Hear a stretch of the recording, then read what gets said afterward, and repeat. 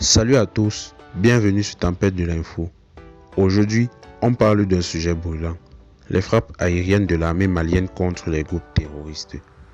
Ces dernières semaines, ça bouge fort sur le terrain et on sent clairement que les forces armées maliennes sont passées à la vitesse supérieure. Si c'est la première fois que tu passes par ici, pense à t'abonner et à activer la cloche.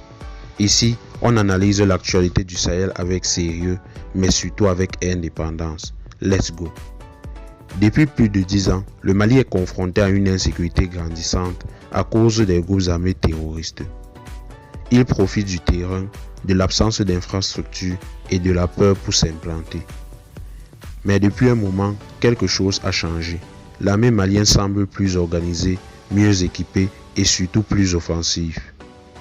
Les frappes aériennes qui se multiplient en sont la preuve. Ces derniers jours, plusieurs frappes aériennes ont été signalées dans les régions de Mopti, Tombouctou et Gao. Ce ne sont pas des frappes au hasard, ce sont des actions précises basées sur du renseignement bien recueilli. Par exemple, dans la zone de Boni, une frappe a permis de neutraliser un groupe armé qui préparait une attaque. À l'est du pays, un convoi de motos a été intercepté en plein déplacement.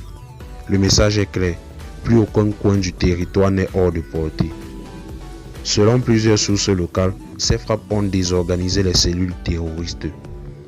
Certaines ont dû fuir, d'autres ont perdu du matériel important et surtout, la population commence à reprendre espoir. Quand les gens voient que l'armée agit, qu'elle protège, qu'elle reprend le contrôle, ça change tout.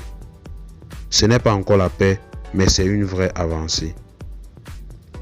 Ce qui fait la différence aujourd'hui, c'est aussi l'usage de la technologie.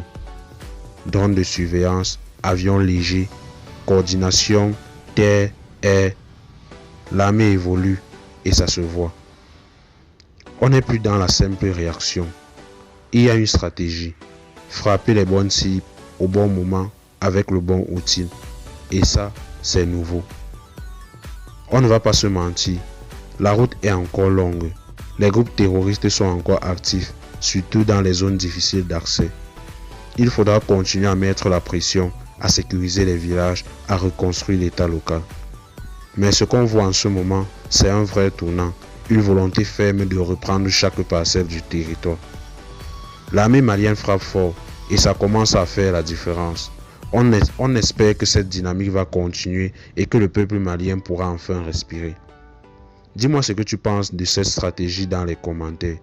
Tu crois qu'on est sur la bonne voie?